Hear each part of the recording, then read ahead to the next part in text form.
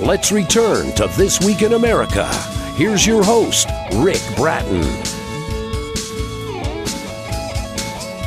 Welcome back, everybody, coast to coast. This Week in America.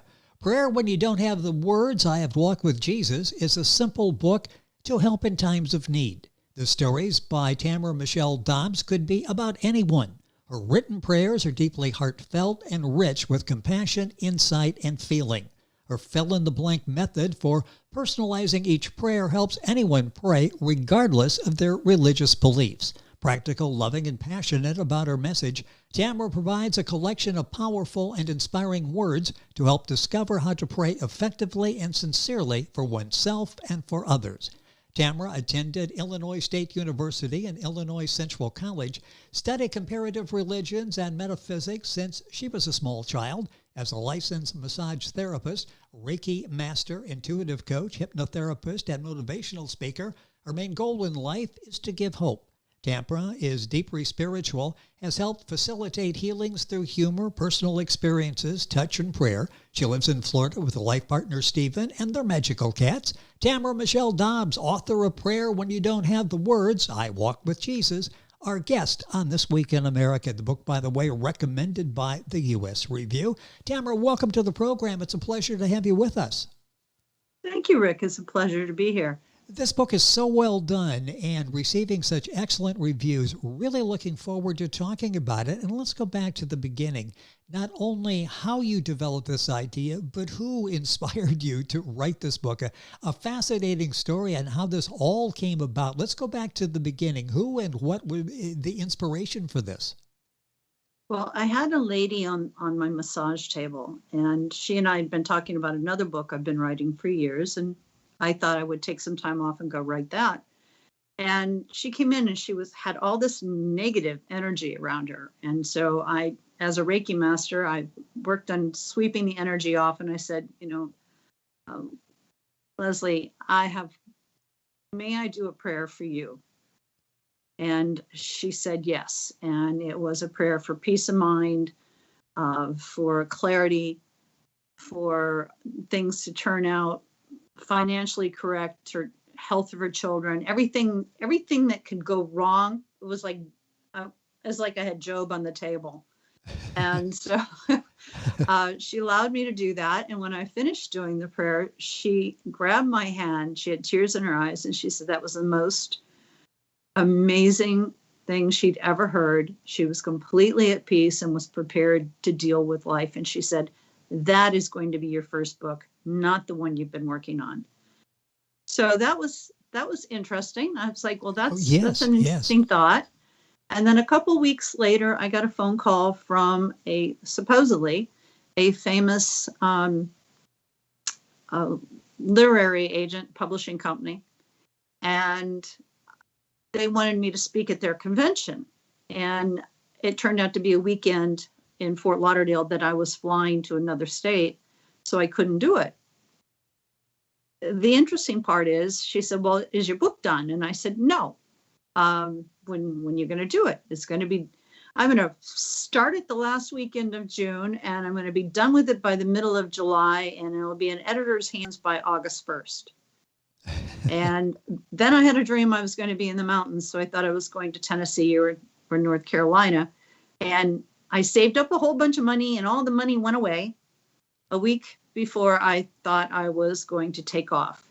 And I ended up going, I got offered a place up in Iron Mountain, Michigan.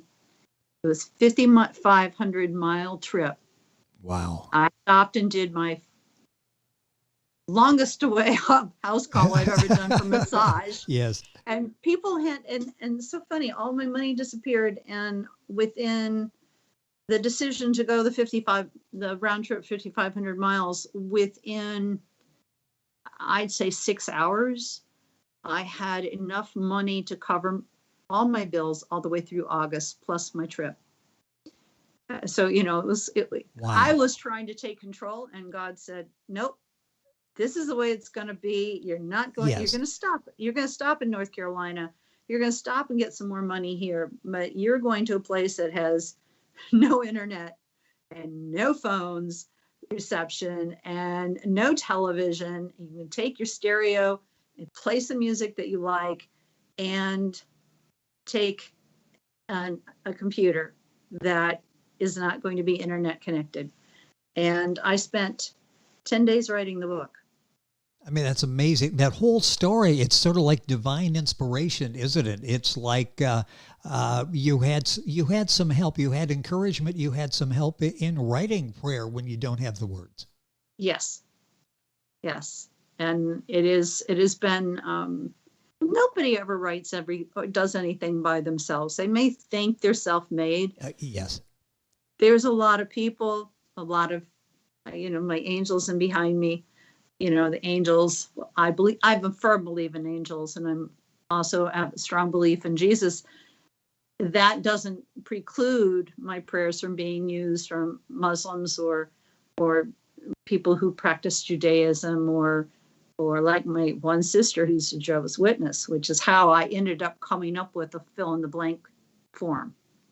That's so unique, and we'll talk about that during the interview. And reading the reviews, this book is really written for everybody, isn't it? It's not like if you're a different denomination than we think you are, the book's not going to work. That's just not the case, is it? No, even the prayers that I wrote for specific people, if you change a couple of words and change the name, you can even use those as well as the fill in the blank. Yes. It is everybody has a different way that they pray to God. Everybody. What Christians, it can be Jesus, it can be God, it can be Lord. My mother said power for good. My oldest sister's Jehovah's Witness. So she's Jehovah. My family with Steve, they're Catholic. It could be anybody. One of my best friends is Jewish. They have 72 names for God. So I'm not here to judge. My job is to give hope and allow people to reach out to God, because sometimes people have situations where they really don't know what to do. They don't know how to start a dialogue. Exactly. Or they don't think they're worthy. That happens so often. You hear people talk about they would like to pray for something, but they really don't know how to go about doing that. That's all been laid out for you in Tamara's book. The book is Prayer When You Don't Have the Words. I Walked with Jesus. Tamara Michelle Dobbs is the author and our guest on the program. Book available at Amazon, all the usual places. We'll have a link on our website as well. This book is sort of an extension, isn't it, of what you do? I mentioned your background in dealing with people. This is sort of a continuation in dealing with people, especially people that have pain of some type. Oh, yes. I was hit head on with a semi-truck, December 11th, 1985. And I also have there's been an awful lot of emotional traumas throughout my life and different things that have happened. And I started having mystical experiences that were really good. They just made me a kinder, gentler, more loving person. And my family used to call me hands and touch, because I could come up to somebody and touch them and calm somebody down. So when it came up, massage became something that became legitimate. I went on to become a medical massage therapist, and then I found out that I was better at intuitive massage. What can I do that feels or sees, or what am I hearing? What's really going on here? And that's part of how I came to the moment that Leslie needed help above and beyond just a good massage. And you take that talent and you're sharing it with people in the book, Prayer When You Don't Have the Words, I Walked with Jesus. Talk a little bit about the angel cat. Goji. He is amazing. He is, I jokingly say that his mama was Maine Coon and his papa was a traveling man. He was found in a litter of kittens that was found in a garbage can. And my niece brought him home. She gave him the name Goji. She says it means raven. I've never really looked it up, but he saved Steve's life twice. He saved mine 3 times. And he gets whatever he wants. He's very spoiled. He's 16 years old now. And about a year ago, I developed a spot right here.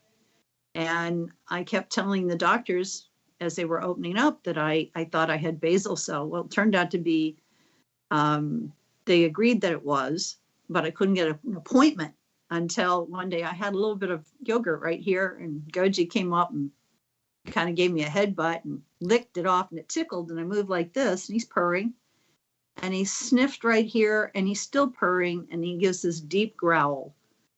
And then he comes up, sniffs my eyebrows, purring, growls again here, turns around, and like a cat, gave me butt and walked off. And I sent a letter to my doctor saying, you guys really need to talk to each other. It turns out it was stage 3 basal cell. Wow. So I always look for the silver lining. I sleep on this side, so I had more wrinkles.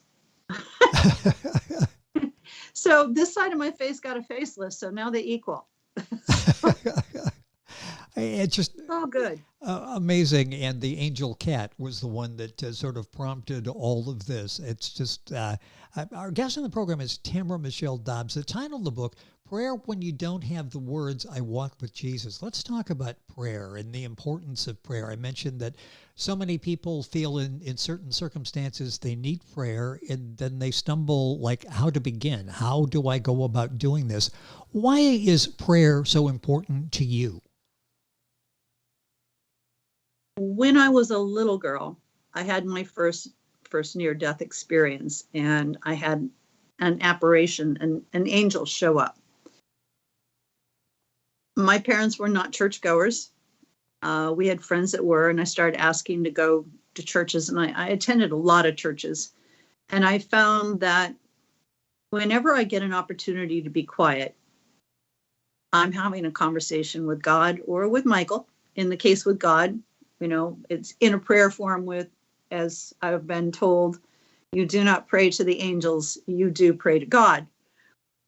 And so I have found that if I start my day with prayers, I'm in prayer, even when I'm talking to you, there's a little part of my mind that is praying that this is going to be effective, that this is a positive move.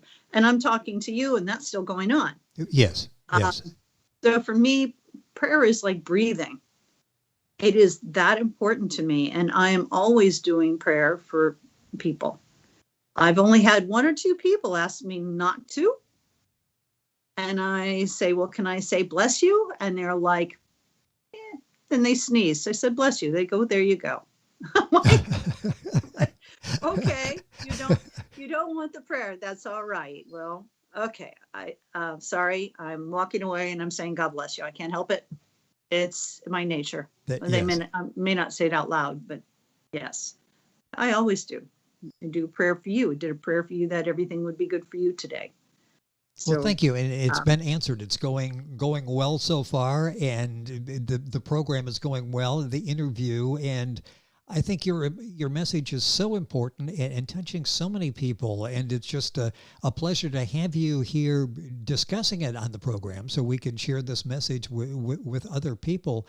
Let's talk a little bit about, you touch on the childhood a little bit. Were those formative years for you? How influential were they back in growing up, a teenager? How much of that formed to who you are today and your thoughts on life?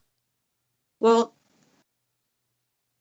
I had a lot of love in my family, an immense amount of love. They were not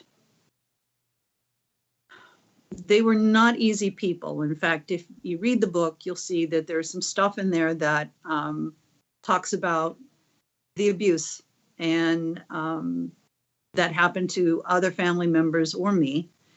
And I was introduced to a church at one time, and I actually have 2 years study towards being a minister in a non-denominational, and I ended up not following up with that. 2 years study twice.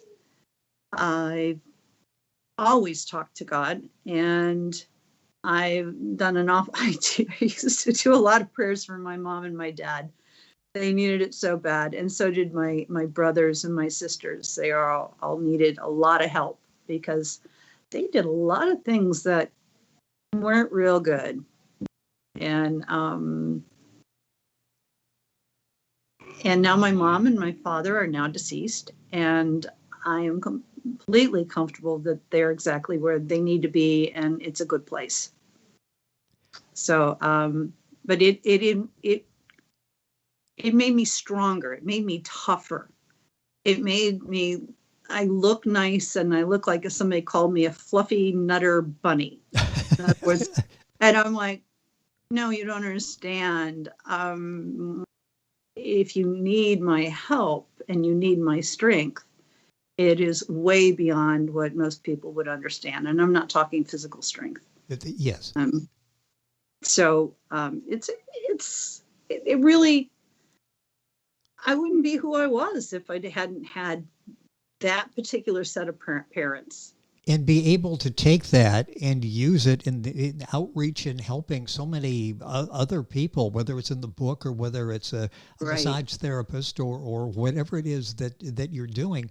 The book, Prayer When You Don't Have the Words, I Walked with Jesus by Tamara Michelle Dobbs. And boy, time going quickly. A few minutes left in the program. We touched on life after death and those experiences that you had.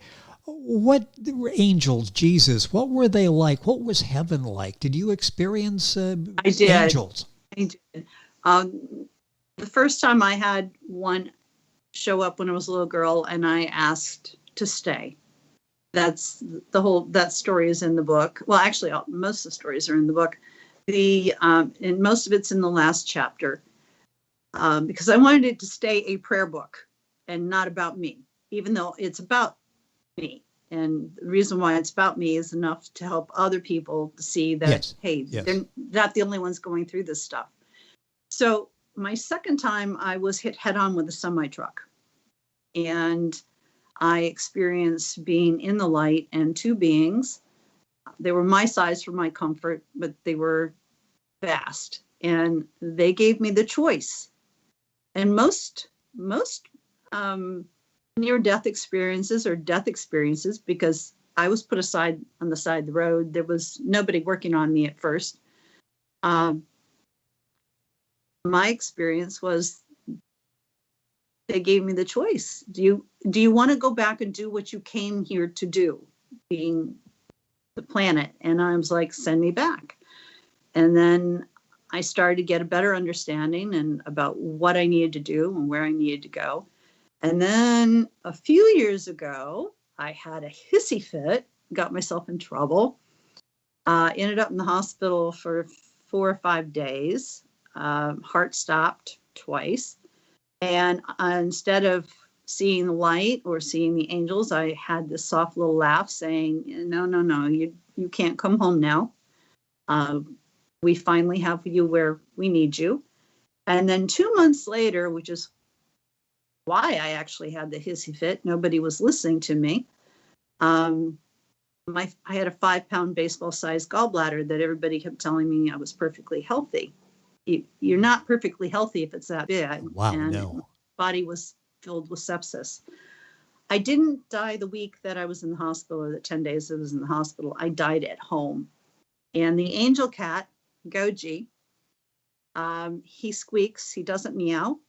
He jumped on Steve. Steve sleeps at one end of the bed and I sleep at the other. He's got the fan.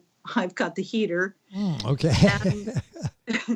And Goji started jumping on him and squeaking. And Steve, I'm going to clean it up, said, "What the heck, Goji?" And he starts screaming for me. I don't react. Goji comes and pounces on me. And Steve goes, "Uh-oh, we got a problem." He turns me over. I have no heartbeat and I'm not breathing.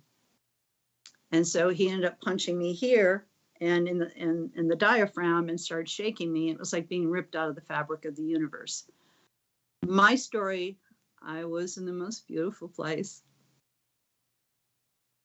The colors, the music, the man, olive colored skin, auburn hair, his eye color changed. It was like all colors that a human eye could possibly be. And then he grabbed my hand and we perused the heavens. And the biggest piece I got out of it, and I know I have a lot to do, the biggest piece I got out of it was there's room for all of us. It doesn't matter what religion you are. Certain people in certain Christian religions are going to say, no, I'm not telling the truth. Well, Christianity is a small amount of society. God created all of us, and God loves, and God cares. And Jesus, who I'd always thought was like my brother, was too busy for me. Yeah, he's with me anytime I ask, and even when I don't ask. I have Jesus, I have the angels, I believe in God. I'm at peace with it. Now, interesting thing is I ran into a woman who wrote a book. And her book was the 7 lessons I learned in heaven. And we met right after I published it the second time. And we both described Jesus the same way. Wow. Which was pretty, she said everything was the same except for music. She's tone deaf. If she'd heard music, she would have thought she was somewhere else. I am not tone deaf. That's just such an amazing story. And the book it contains many of those stories. And a couple of minutes left here. The book, by the way, Prayer When You Don't Have the Words, I Walked with Jesus, Tamara Michelle Dobbs. I'll give you that one more time before we conclude here. And then, of course, it'll be on our website, thisweekinamerica.us. Let's talk about why the book is so impactful for people. Let's talk about, I mentioned the fill-in-the-blank method. You've got it, a number of prayers. You've got it divided into categories. Talk about how this can really help all of us formulate the prayers that we struggle with now because we don't know where to begin. Well, it starts with the story about the prayer I did for somebody, and then the fill-in-the-blank. The one I did for somebody can be changed just slightly, and you can use it as a template. The one, I have a lot of people I know who have lost children. And so the big part, there's a big chapter in there about grief. There's also a big chapter in there about forgiveness. And these are huge. Grief and forgiveness, I mean, people pass away and we're angry at them for something stupid. They didn't take the garbage out. And then we're angry at ourselves because we didn't forgive them because they didn't take the garbage out.